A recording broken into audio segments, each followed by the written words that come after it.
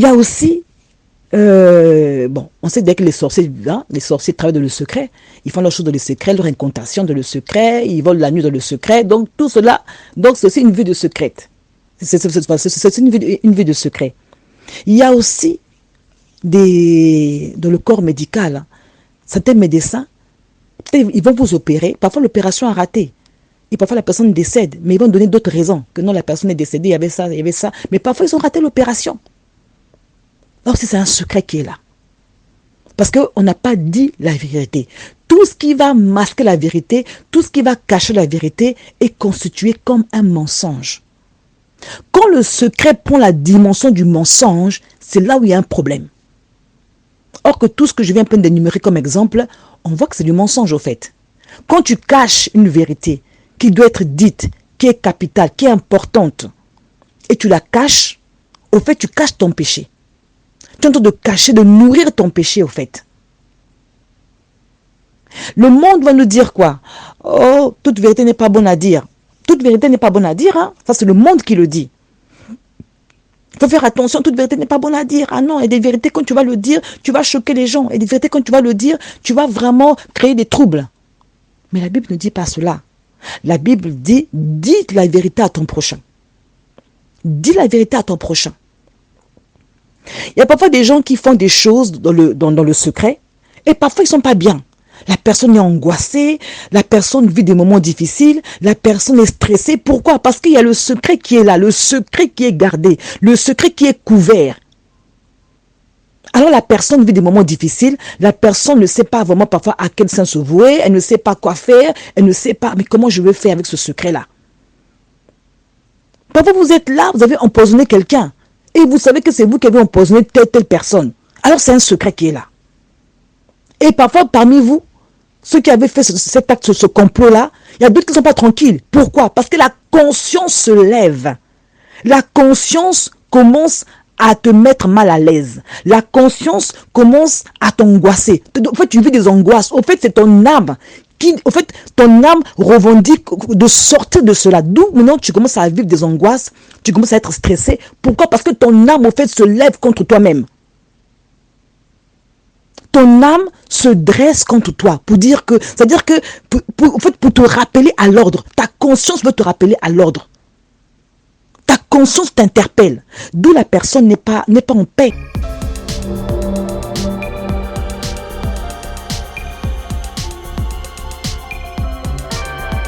Shalom, shalom à vous les enfants de Dieu. C'est bien moi votre frère, le pasteur Israël Nash. Je vous salue au nom de Jésus. Je suis précisément à Kinshasa. Naza responsable à Ophelina. Jésus est mon papa. Naye liboso na bino pour nous représenter bino bana o bozomona na bilili pe ba difficulté tozanango.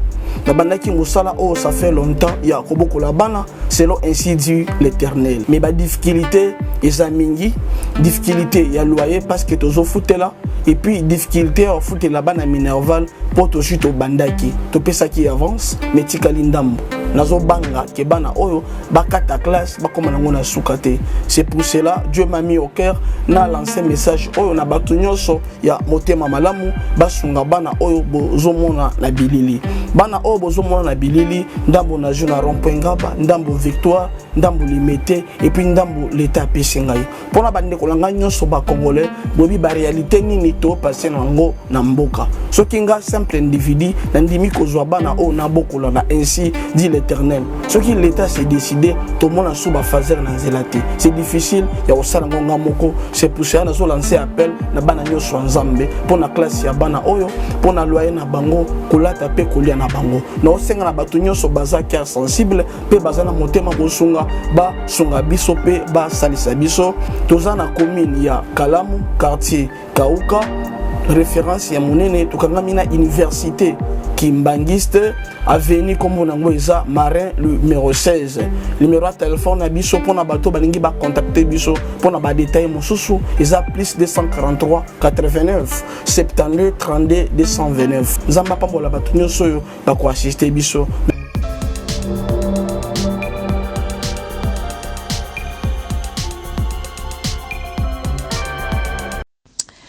Bien-aimés de le Seigneur, je vous salue par la grâce de Dieu. J'espère que vous allez très bien. Moi, de mon côté aussi, ça va par la grâce du Seigneur. Alors, écoute ceci. Écoute ce message d'aujourd'hui. Nous allons parler des secrets. Je vais aller très doucement parce que souvent je parle un peu vite. Je vais aller très doucement parce que c'est un thème que j'avais reçu. J'étais dans le train. Et j'avais reçu ce thème-là. Donc, c'est comme si vraiment le Seigneur insistait sur les secrets. Et ce thème me parlait. C'est comme si je pouvais même prendre une feuille, commencer à écrire. Et c'est un thème qui est assez poignant. Les secrets. Je ne parle pas des secrets quand les gens vont faire une surprise à une personne, lorsque peut-être c'est l'anniversaire, alors on se concerte, on fait un secret, on dit bon, on va lui faire une surprise. Voilà, donc un groupe de personnes se mettent ensemble, vont peut-être faire une surprise à un de leurs, à un frère, à un ami, voilà, on lui fait une surprise, donc on fait les choses en secret. C'est pas de ce secret-là dont je parle. C'est pas de ce secret-là. Alors le secret, c'est quoi? Le secret est une information importante que l'on souhaite garder ou cacher à une personne ou à un groupe de personnes. Donc le secret est une information importante que l'on souhaite garder ou cacher à une personne ou à plusieurs personnes. Il y a plusieurs types de secrets. Il y a les secrets médicaux, les secrets professionnels, les secrets d'État. Et voilà, donc il y a pas mal de types de secrets. Mais le secret dont je veux parler ici, c'est beaucoup plus ce qui concerne les individus. C'est-à-dire que concerne une personne à une autre. Voilà. Donc il y a plusieurs exemples qu'on peut donner pour comprendre un peu le message d'aujourd'hui, pour que j'aille un peu vite. Il y a plusieurs messages qu'on peut donner, plusieurs exemples plutôt qu'on peut donner pour qu'on puisse au moins comprendre de quoi en fait on va parler en fait ce matin. Voilà. Donc je prends des exemples précis, mais assez poignants pour qu'on puisse comprendre un peu le message. Je prends un exemple, numéro 1. Il peut arriver qu'il y a des femmes ou des hommes aussi, un homme qui est marié, qui a fait des enfants à l'extérieur et qui n'a jamais dit la vérité à sa femme. Parfois, il peut avoir 5 enfants à la maison, mais dehors, il peut avoir même 4, ou 3, ou 2. Et ça, c'est un secret qu'il garde parce qu'il mène une vie d'adultère, une vie extra-conjugale, et il fait des enfants là-bas. Il ne dit pas à sa femme parce qu'il sait que, ah non, si ma femme est au courant, ça va chauffer. Donc, il ne dit pas, il cache. Au fond, il y a d'autres enfants qui sont nés dehors, mais ça, la maman qui est à la maison, avec les enfants qui sont à la maison, ne sont pas au courant. Donc ça, c'est un secret à lui, qu'il garde. Il peut aussi arriver qu'il y ait des femmes, elle est dans son foyer, elle a eu à faire des enfants, soit elle peut faire 5 enfants dans son foyer. Il va arriver qu'il y ait même 2 qui ne sont pas du papa de la maison. Même un qui n'est pas du père de la maison. Des enfants qu'elle a eu dehors, qu'elle a ramenés dans le foyer. Ou soit même d'autres, parce que l'homme ne fait pas des enfants, ou bien l'homme est stérile, et que la femme peut concevoir, alors elle va prendre un enfant chez monsieur X ou hors du foyer, elle ramène l'enfant à la maison. Il y a aussi des cas où il y a des femmes qui se retrouvent à sortir avec 2 hommes en même temps. Elles sortent avec 2 hommes en même temps, et elles tombent enceintes exemple de X, mais comme X n'a pas beaucoup d'argent, comme X n'est pas un homme qui est, c'est pas un homme qui est riche, c'est pas un homme qui est, voilà.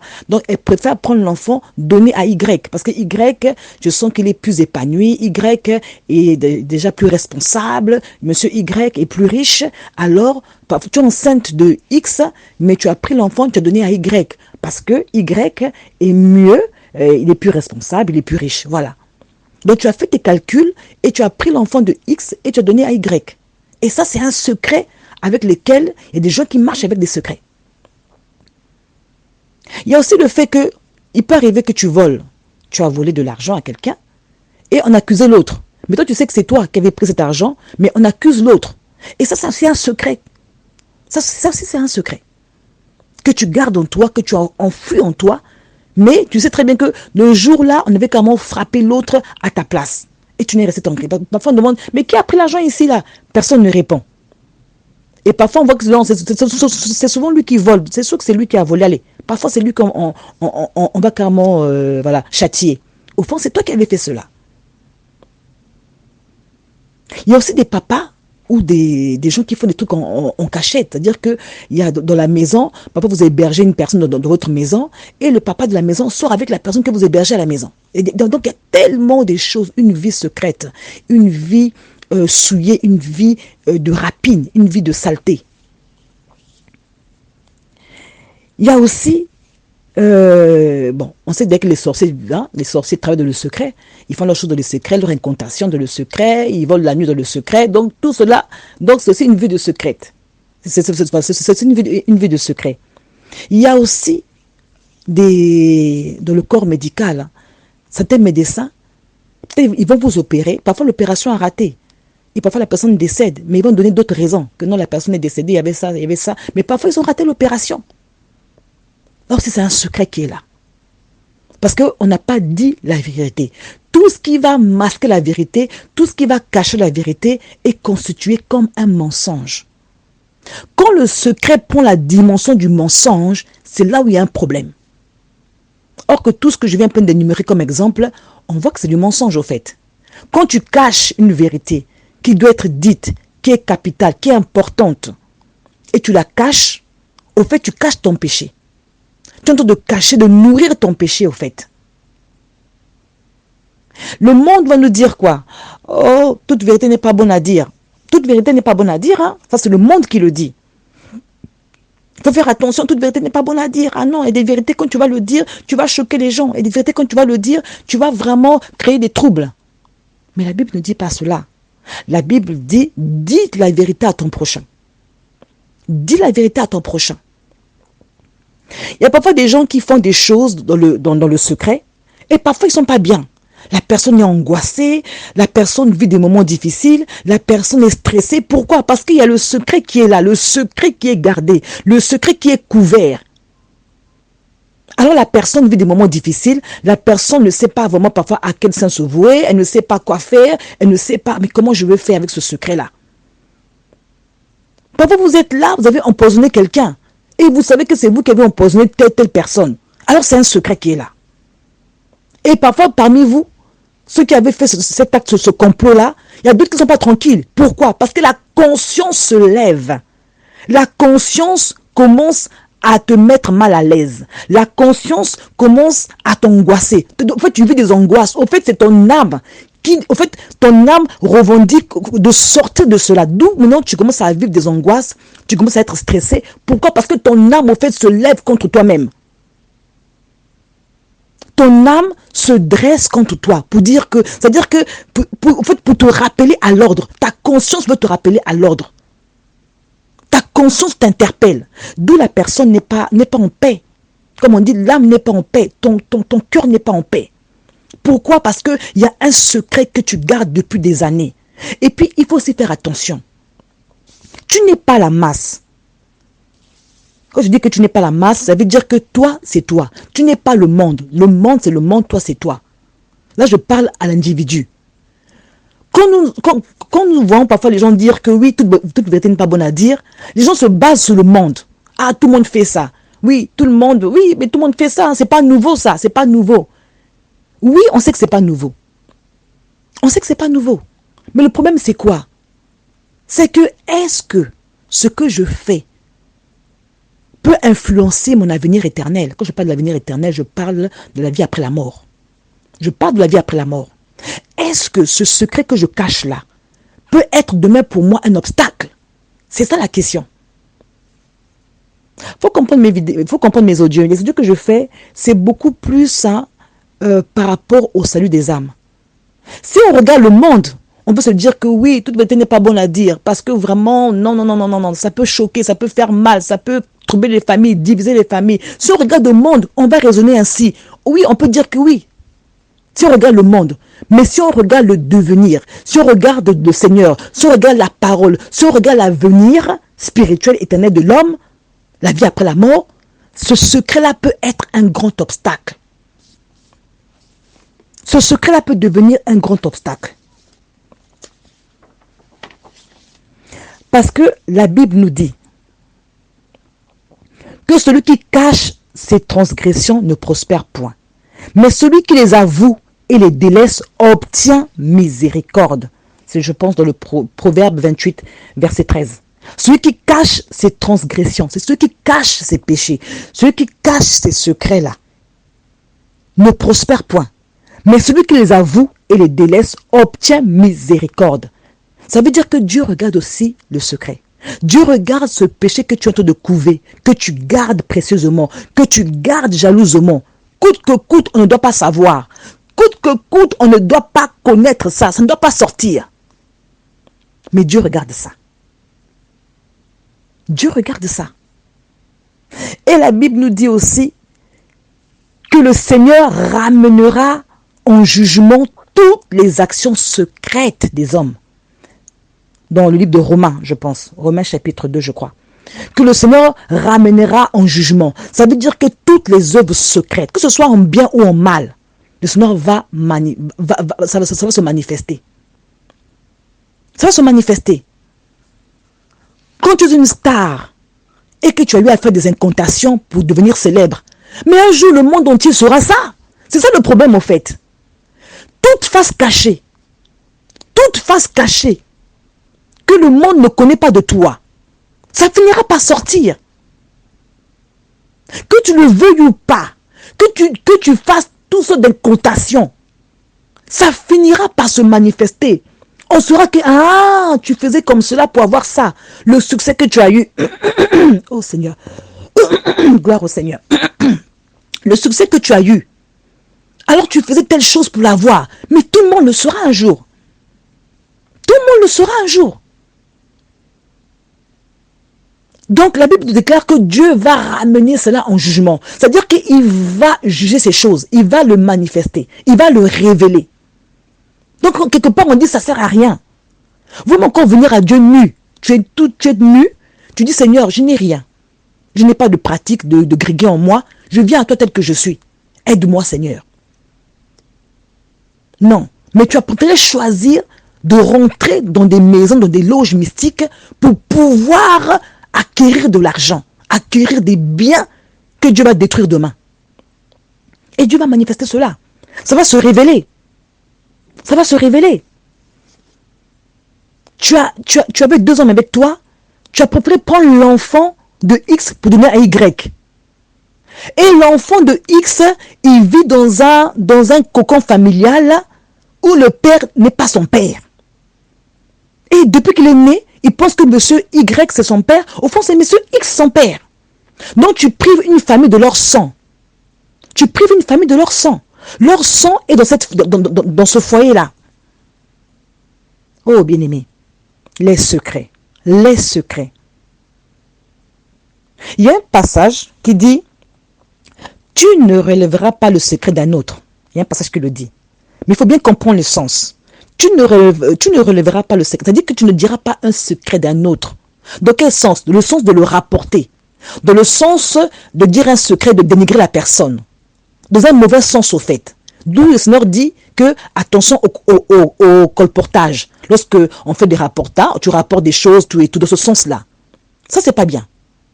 Mais lorsque un secret a la dimension d'un mensonge, et que toi, pour tes intérêts à toi, pour exemple ta personnalité, tout le monde sait que tu es bien, voilà, que tu es une personne qui est très bien, en toi il n'y a pas de mal, en toi tout est bien. Au fond, tu fais des choses en secret, en cachette, qui ne sont pas à la gloire du roi, qui ne sont pas à la gloire de Dieu. Dieu ramènera toutes ces choses-là à la lumière. Dieu ramènera toutes ces choses à la lumière. Lorsque on cache un secret, lorsque on cache un mensonge, au fait, on est en train de couver comme des serpents. Parce que demain, quand cette vérité, quand la vérité va triompher, la vérité, elle peut sortir de plusieurs manières. Tu ne peux pas la contrôler. Tu ne peux pas contrôler la vérité. La vérité a sa propre onction. La vérité, quand elle se manifeste, tu ne peux pas contrôler. Il y a eu des gens qui ont caché cela. Et parfois, maintenant, lorsqu'on part faire des examens, on voit que l'enfant n'est pas l'enfant du monsieur. À travers l'examen. Donc, la vérité sort par là. Ou soit, vous avez fait des trucs en groupe. Pour assassiner quelqu'un, pour faire du mal à quelqu'un. Parmi vous, il y a un qui va trahir. Mais la vérité, en fait, la vérité se sert même de la trahison pour venir se manifester. Donc, tu ne peux pas contrôler la vérité. Quand elle va sortir, elle peut sortir de plusieurs manières. C'est comme l'eau. Dès qu'il y a des trucs qui sortent, quand l'eau coule, s'il y a un trou à gauche, l'eau, en fait, comment dire, l'eau passera par la gauche. S'il y a un trou à droite, elle passera par. En fait, l'eau se crée des chemins, elle se crée des voies. C'est pareil, la vérité, elle se fait un chemin. Elle avance, jusqu'à ce qu'elle se manifeste. Et ça devient explosif. Il y a des gens qui cachent tellement des choses. Nous voyons beaucoup, même certaines personnes, tu vas voir même dans les familles. Parfois, un papa construit une maison en cachette. La famille n'est pas au courant. Et parfois, à un moment, la personne meurt. Mais parfois, elle meurt. Vous n'êtes même pas au courant que non, papa a laissé un bien là-bas, papa a laissé une maison là-bas. Pourquoi? Parce que les secrets. Les secrets. C'est vrai, à des moments, il y a des secrets intimes, des secrets vraiment personnels. Dieu peut te parler en songe, mais c'est pour toi. Ça, tu ne le dis pas aux gens. Dieu peut te montrer des choses, même en songe ou en vision. Ça, c'est pour toi, tu ne le dis pas aux gens. Ça, c'est des secrets personnels, des secrets pour toi, tu gardes. Pour ta vie chrétienne, pour ta marche chrétienne, tu gardes certains secrets. Parce que cela est personnel, cela est à toi. Ça, c'est pas des mensonges. Ça, c'est vraiment des secrets personnels que Dieu te donne pour que tu te conserves, tu te gardes. Il y a des choses que Dieu peut nous montrer, on ne va pas forcément le dire sur les réseaux sociaux. Parce que c'est secret et c'est personnel. Même quand ça concerne aussi le monde, mais il y a un temps pour le dire. Il y a un temps où il faut le manifester. Ça, c'est comme des secrets que Dieu donne à ses enfants. Tu peux même voir quelqu'un en rêve qui vient commencer t'attaquer. Tu connais la personne. Tu connais la personne, mais tu ne vas pas dire que non, j'ai vu monsieur un tel, ou madame un tel, ou tel directeur, ou tel PDG. J'ai vu. Non, tu ne diras pas ça. Mais Dieu t'a montré. Mais tu ne diras pas forcément le nom. Tu peux expliquer l'histoire, mais sans pourtant indexer ou bien dire le nom de la personne. C'est aussi des secrets. Mais je parle ici des secrets qui ont la dimension du mensonge. Des secrets qui doivent être dits, être libérés plutôt, être révélés, mais que tu caches et qui peut te créer préjudice demain. Qui peut être pour toi un obstacle demain. Oh bien-aimé, que Dieu nous aide. Que Dieu nous aide à comprendre cela. Et lorsqu'on entend pareil message par rapport au secret, parce qu'il y a beaucoup à dire, mais comme j'évite de faire des vidéos, des audios trop longs, c'est pour cela que je veux un peu m'écourter par là.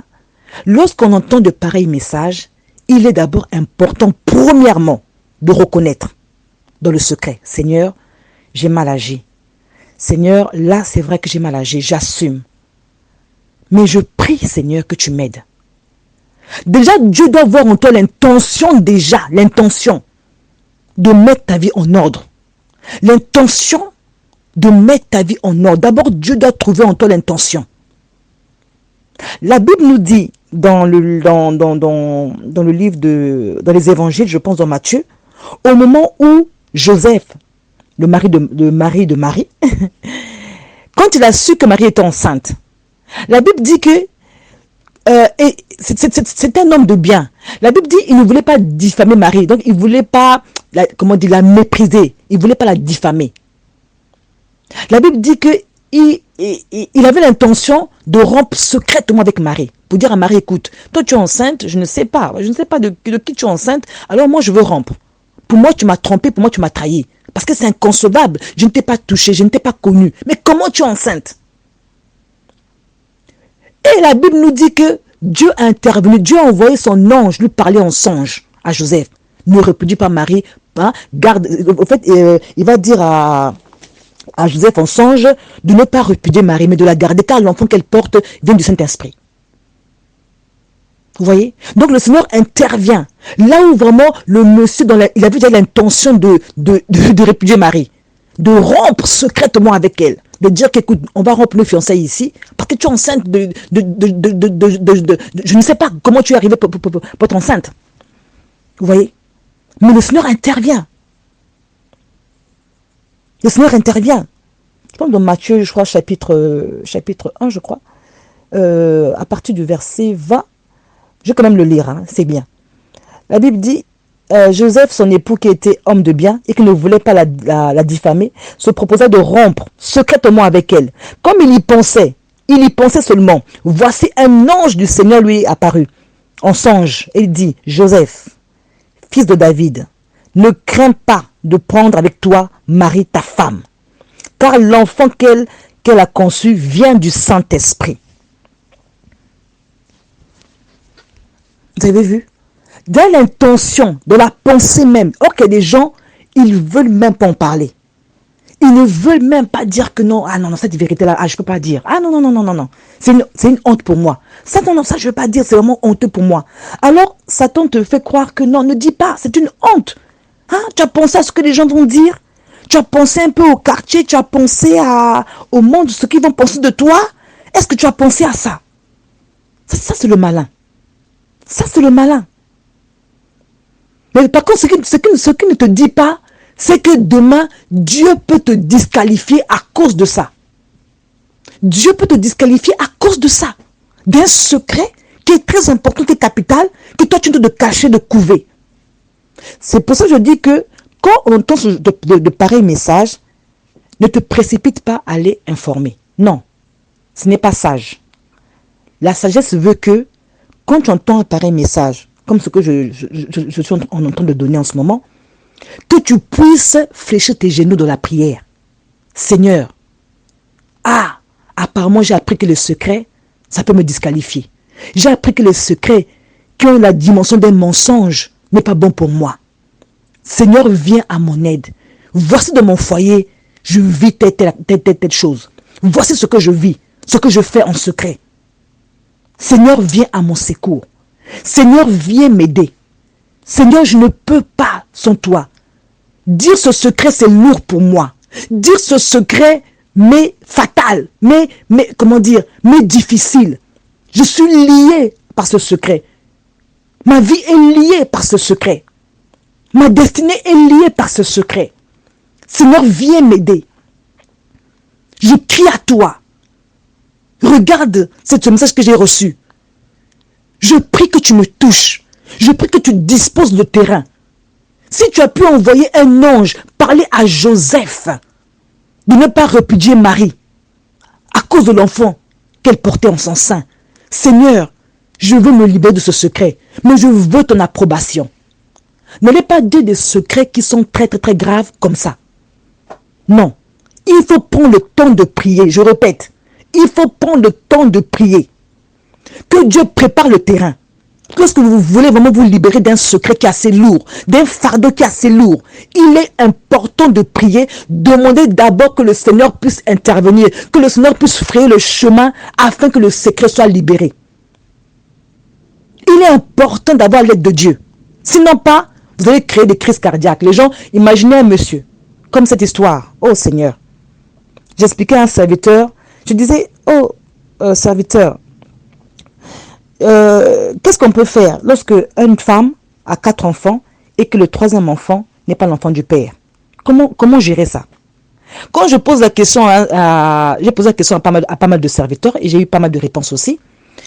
Et il y a un des serviteurs qui me dit, il dit, ma soeur Nadia, mais tu me poses un problème que je suis en train de régler à l'instant. Tu me poses un problème que je suis en train de régler à l'instant. Je dis, ah bon? C'est quoi ce problème? Il dit, dans ton cas, le cas que tu m'expliques, la femme a 4 enfants, le 3e enfant n'est pas du père. Mais dans le cas que moi je vais t'expliquer, ma soeur, la femme et son mari ont 5 enfants. Je ne dirais pas le pays, je ne dirais pas aussi de quelle nationalité ils sont. Voilà, mais ce qu'il m'a expliqué, voilà, donc je ne dirais pas, mais je veux simplement qu'on puisse comprendre un peu les secrets. Il dit, dans le cas que tu m'expliques là, dans le cas que je vais t'expliquer, ce que je suis en train de traiter en ce moment, la femme a 5 enfants. 5 enfants, elle est mariée légalement. 5 enfants. Le premier enfant est du mari, mais les 4 autres ne sont pas du mari. Ne sont pas du mari. Et comment gérer ça? Comment gérer ça?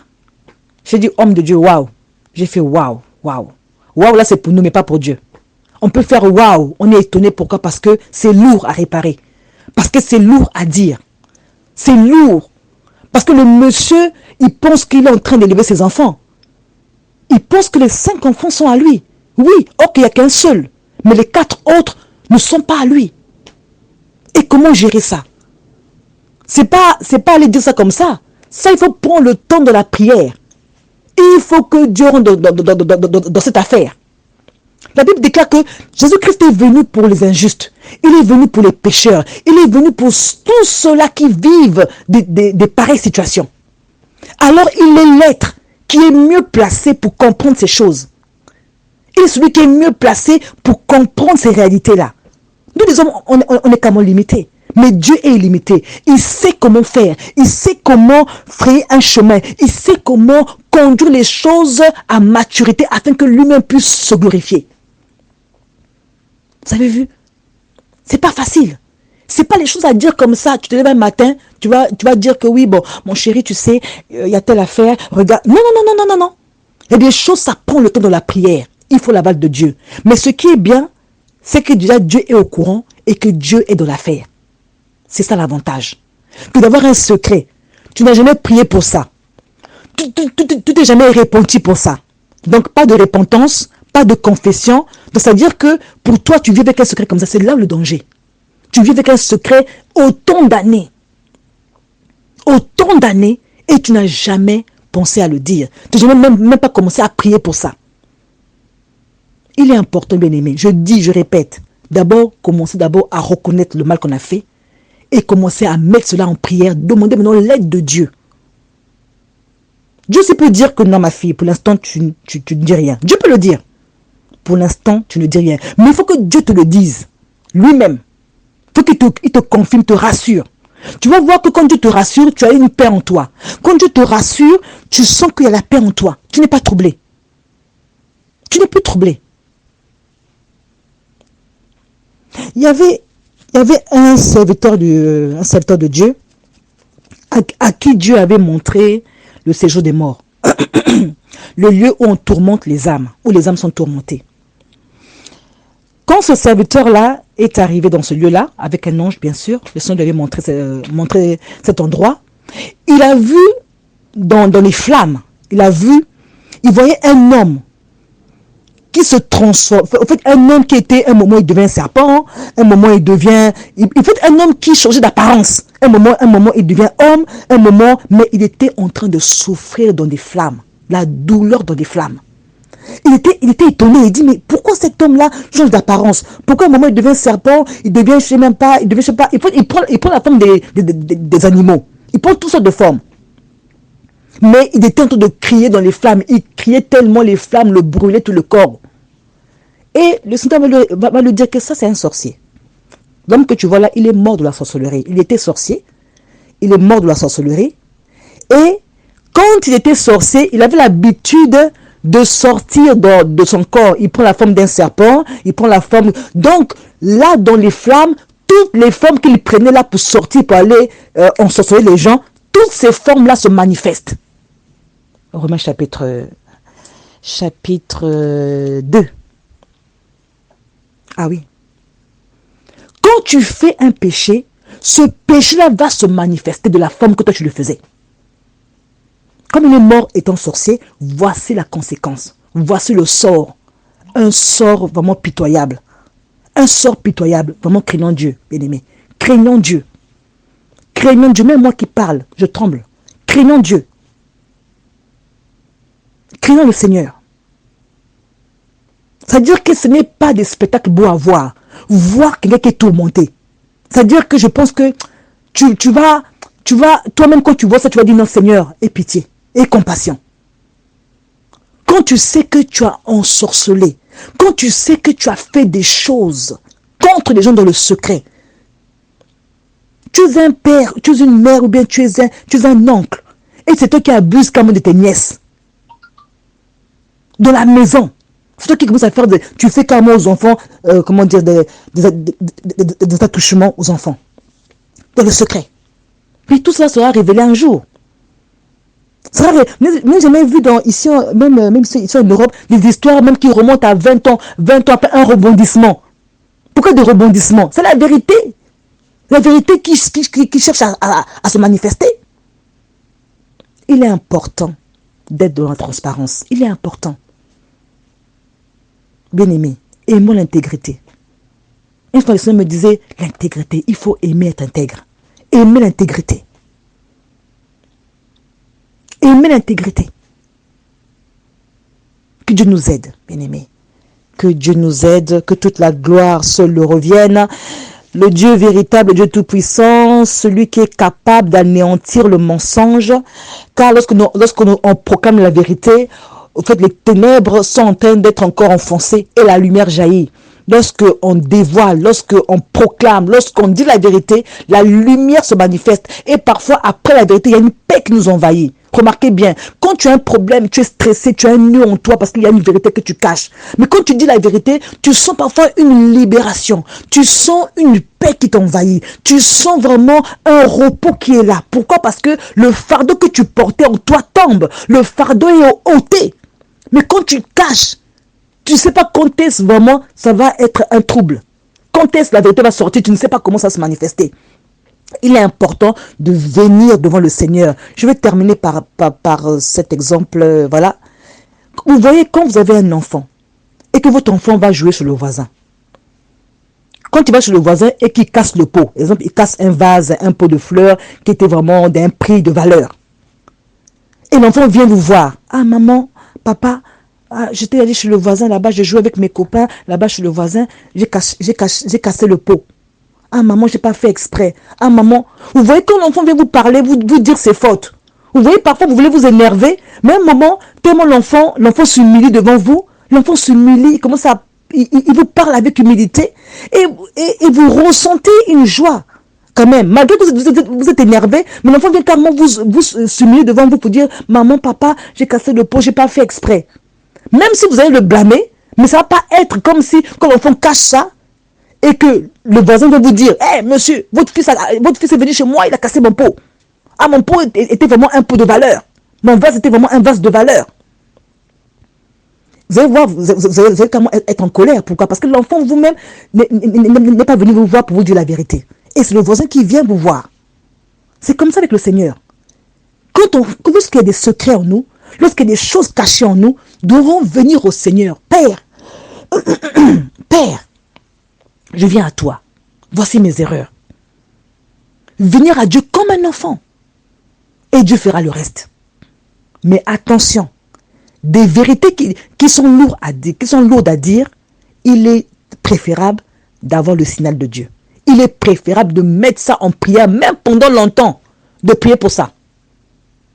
De préparer le cœur de la personne qui va recevoir la vérité. Ah oui, il est important, il est très important, bien-aimé, de prier d'abord pour ça, même si ça va prendre des années ou bien des mois. Mais il faut que Dieu sache que vous avez déjà fait la repentance. Vous avez commencé déjà à demander à Dieu pardon. Avouer la faute, à confesser ce péché devant Dieu d'abord. Et de dire, Seigneur, aide-moi. Que Dieu voie votre intention de pouvoir vous libérer de ce péché. Que vous soyez sorcier. Que Dieu voie que vous voulez sortir de la sorcellerie. Que vous soyez une personne qui a caché des choses, fait des choses secrètes. Que Dieu voie en vous l'intention de pouvoir se libérer. C'est déjà le premier pas. Alléluia. Que Dieu vous bénisse, bien-aimés. Merci bien, que cette semaine soit bénie par la grâce de Dieu. Et que son amour, sa bonté soit votre partage en ce jour, dans le nom de Jésus. Soyez bénis. Merci. Bye bye.